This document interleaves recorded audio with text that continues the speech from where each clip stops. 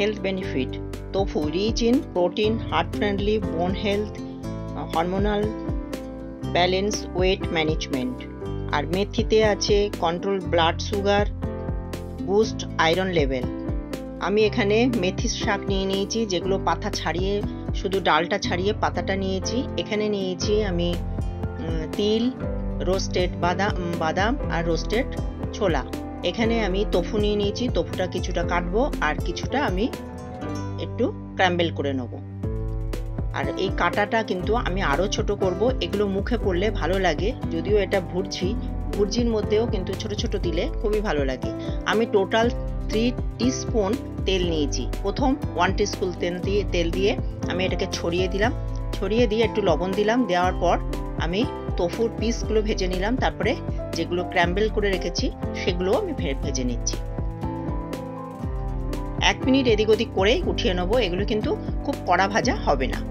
আবার আমি প্যান চাপিয়ে সেখানে 1 টিস্পুন তেল দিলাম, আর যে শাকটা আমি কাঠিগুলো ছাড়িয়ে শুধু পাতা ভালো করে ধুয়ে নিয়ে রেখেছি এগুলো কাটার দরকার নেই, এগুলো আমি ভেজে নিচ্ছি। দেখো প্রচুর পরিমাণে জল বেরোবে, জল কিন্তু শুকিয়ে গেলেই আমি উঠিয়ে নেবো। আর ওগুলো যেগুলো আমি দেখিয়েছি, রোস্টেড মশলা নিয়েছি, তার মধ্যে 1 টিস্পুন আমি পোস্ত নিয়েছি।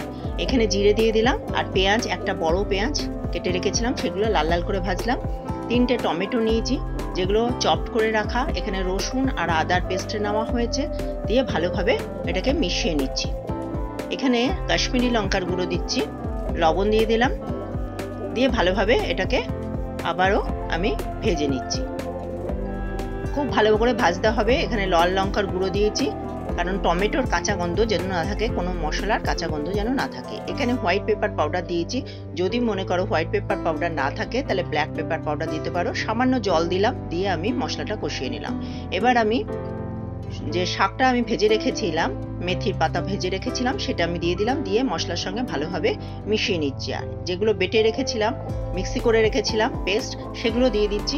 দেওয়ার পর আমি ভালোভাবে মিশিয়ে নিচ্ছি। দেখো এখন হোয়াইট দেখতে লাগছে, কিন্তু আস্তে আস্তে কষাতে কষাতে এটা রেডি হয়ে যাবে। আমি পিস তোফু দিয়ে দিলাম, দেওয়ার পর আমি এখানে একটু লবণ দিলাম, তারপরে ক্রাম্বেল করা যে তোফু সেগুলোও দিয়ে দিলাম। এটা কিন্তু খেতে কিন্তু দুর্দান্ত লাগে, এটা প্রচন্ড পরিমাণ হেলদি, তোমাদের আগেই বলেছি। তবে হেলথ বিষয়ে আমি যদি বলতে যাই তাহলে ভিডিওটা প্রচুর লেন্থি হয়ে যাবে, সেই জন্য আমি যতটা বললাম খুব অল্পের মধ্যে বলেছি। এটা ঢাকা দিয়ে দিলাম 2 মিনিটের জন্য, দিয়ে এটা খুললাম।